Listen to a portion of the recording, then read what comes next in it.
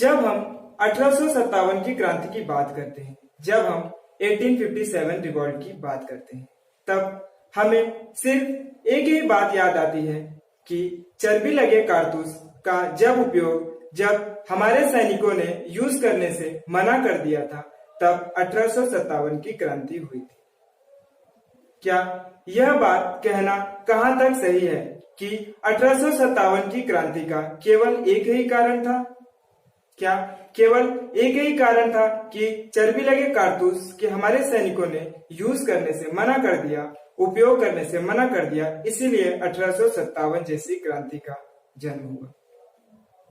जी नहीं दोस्तों, अगर हम गहराई से, अगर हम बहुत डीप में जाते हैं तो हमें यह देखने को मिलता है कि 1857 की क्रांति का केवल एक ही रीजन नहीं था।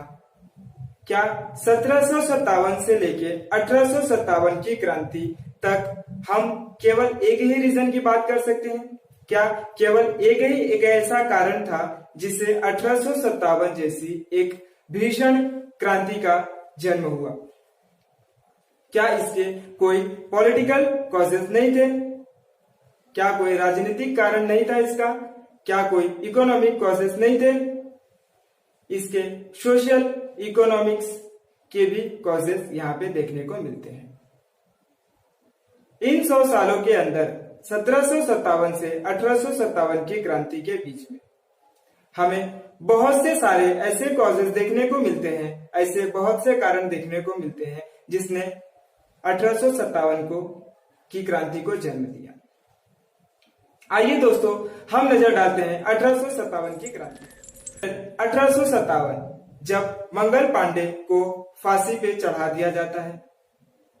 यह एक ऐसा दिन था जब हमारे सैनिकों में एक क्रोध की ज्वाला फूट जाती है और वह ये बात डिसाइड कर लेते हैं कि अब हमें किसी भी हाल में ब्रिटिश को हमारे इंडिया से निकाल बाहर फेंकना है।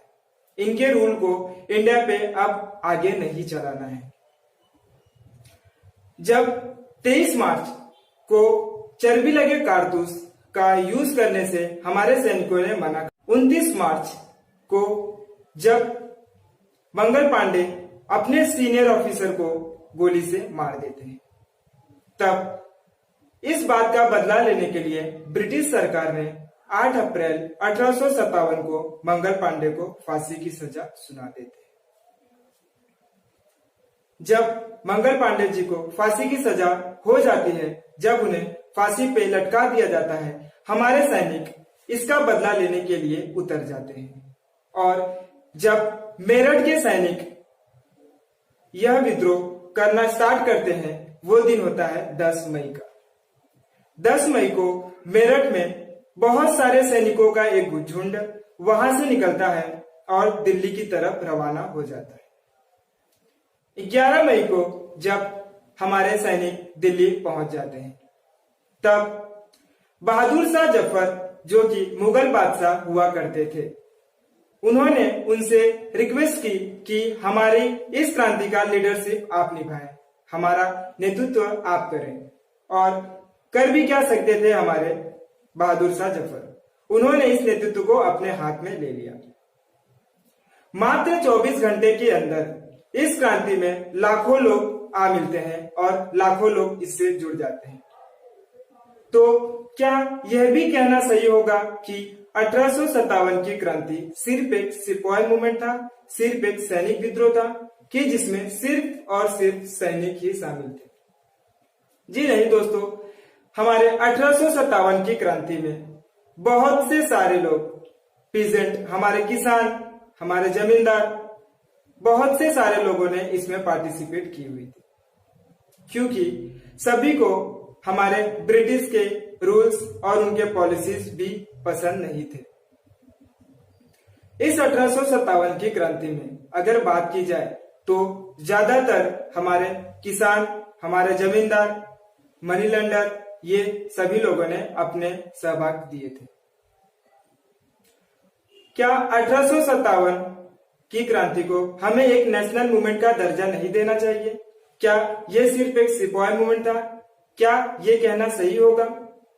और अगर हाँ तो किस हद तक हम कह सकते हैं कि 1857 की क्रांति सिर्फ एक सिपाही मूवमेंट था, ना कि केवल नेशनल मूवमेंट।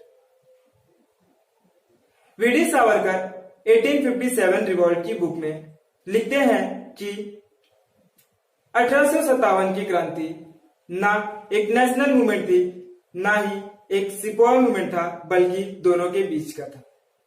क्योंकि हम इसे एक सिपाही मूवमेंट नहीं बोल सकते, क्योंकि यह एक बहुत ही भीषण में फैला हुआ मूवमेंट था और नेशनल मूवमेंट का दर्जा इसलिए नहीं दिया जा सकता क्योंकि यह एक फ्री इंडिपेंडेंट के लिए लड़ा गया क्रांति नहीं थी।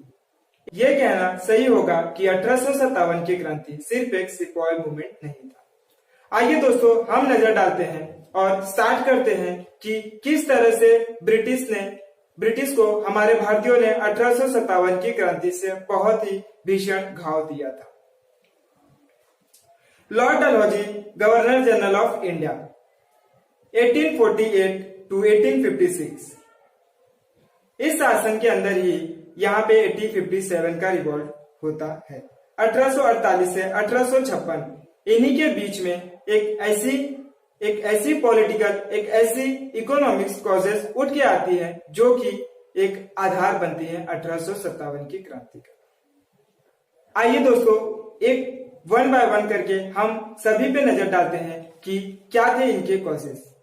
तो कॉजेस की बात करते हैं तो फर्स्ट आता है political causes, second social and religious causes, third economic causes.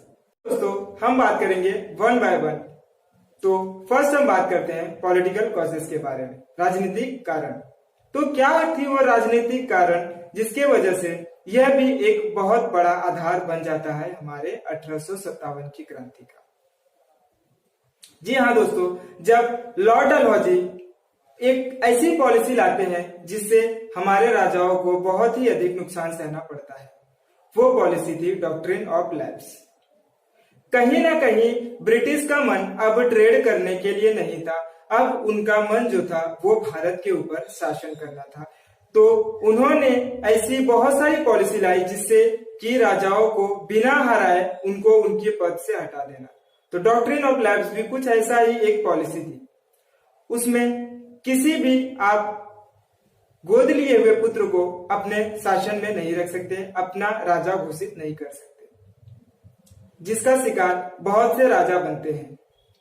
यहां तक की हद तब हो गई जब ब्रिटिश ने अवध के राजा को वहां पे एक मिसमैनेजमेंट का आरोप लगा के उसे वहां से हटा दिया जाता है। जब ये काम होता है तब वहां की जनता में एक क्रोध का आक्रोश बहुत ही तेजी से फैलता हुआ दिखाई देता है और कहीं ना कहीं ये भी एक आधार बन जाता है हमारे 1857 के रिवॉल्ट का। जब 1856 में वाजिद अली शाह को अवध से हटा दिया जाता है तो वहां की जनता में भी बहुत ही बड़ी मात्रा में आक्रोश फैलना स्टार्ट हो जाता है। आइए दोस्तों, हम कुछ इकोनॉमिक्स कॉजेस के ऊपर नजर डालते हैं।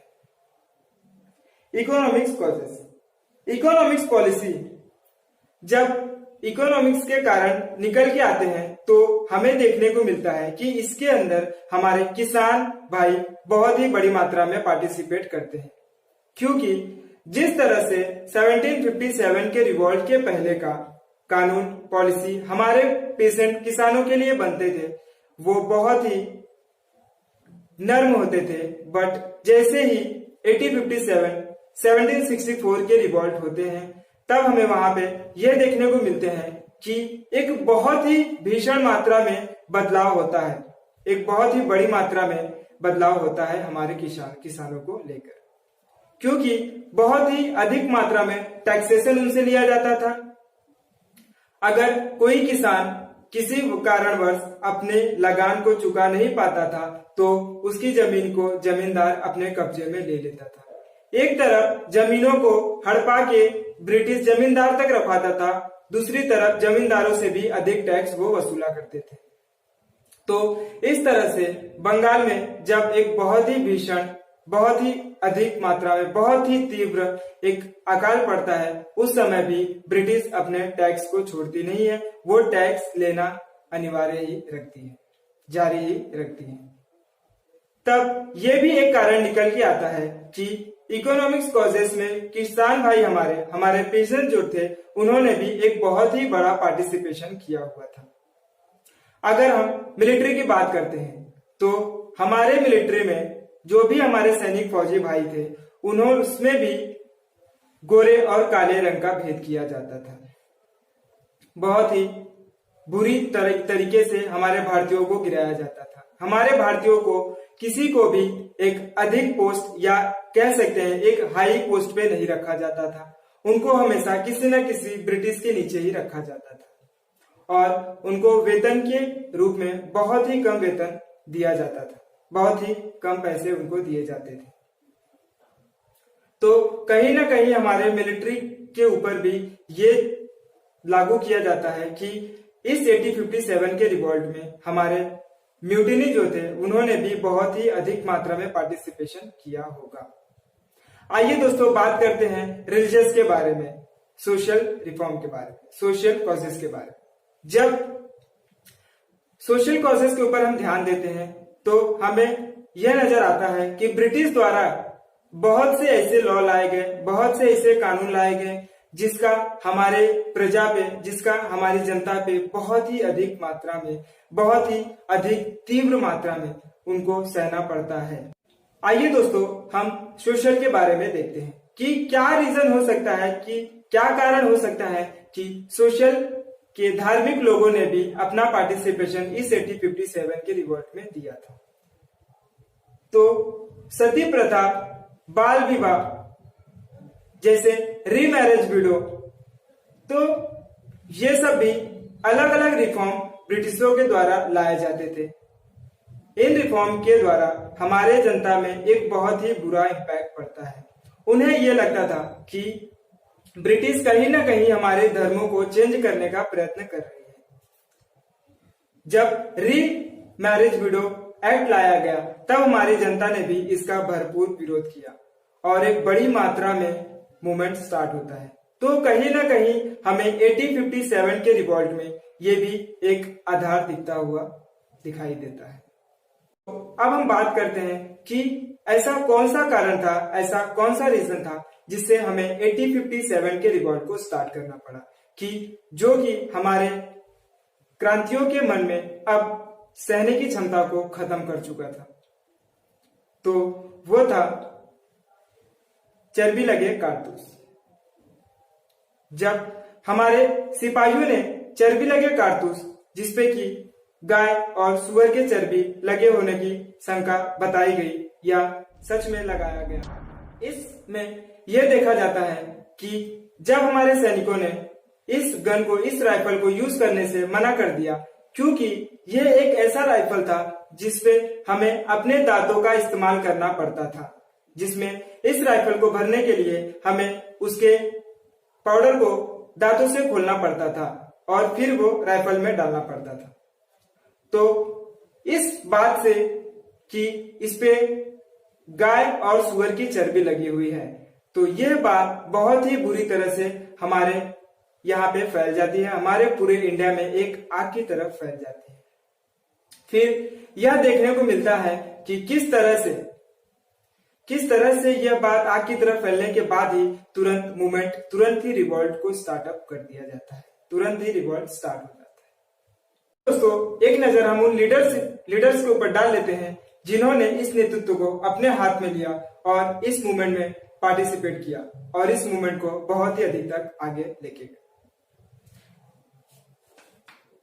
नाना साहेब पेशवा, जो कि कानपुर से इसका नेतृत्व कर रहे थे, तात्या टोपे, जो कानपुर से ही इसका नेतृत्व कर रहे थे, हजरत महल बेगम, अवध की जो नवाब थी, वह लखनऊ से इसका नेतृत्व कर रही थी, ब्रिजेश कदार, द नवाब ऑफ अवध, यह भी लखनऊ से ही इसका नेतृत्व कर रहे थे, रानी लक्ष्मीबाई, जो कि झांसी से इसका नेतृत्व कर रही थी, खान बहादुर बरेली। तो ये थे हमारे लीडर्स के नेम, जिन्होंने इस आंदोलन को, इस रिवॉल्ट को अपने हाथ में लिया और बहुत ही अधिक बहुत ही अधिक प्रयत्न किया कि ये रिवॉल्ट उनके हाथ में हो, बट क्या यह रिवॉल्ट उनके हाथ में हो पाता है या उनके हाथ से छूट जाता है? क्या 1857 की क्रांति यह एक बहुत ही बड़ा सबक था हमारे लिए कि हम इस रिवॉल्ट को क्यों नहीं जीत पाए? इसके क्या क्या रीजन थे? जानेंगे इसके अगले ही वीडियो में कि क्या क्या रीजन थे हमारे इस रिवॉल्ट को हार जाने पे, और अगर हम हार गए तो इसका क्या इम्पैक्ट ब्रिटिश पे पड़ता है। और इम्पैक्ट के बाद हम देखेंगे कि 1857 की क्रांति के बाद क्या रूल में चेंजेस लाया जाता है ब्रिटिश के द्वारा, और वो चेंजेस क्या होते हैं। क्योंकि यहाँ पे आपने देखा कि सभी तरीकों से ब्रिटिश ने इकोनॉमिक्स, पॉलिटिक्स, रिलीजियस, सोशल पे हमारे अपना हस्तक्षेप करके रखा, उसे बदलने की कोशिश की, और कहीं ना कहीं हमारा बहुत ही बुरी तरह से शोषण भी किया गया। तो आइए दोस्तों, जुड़े रहिए।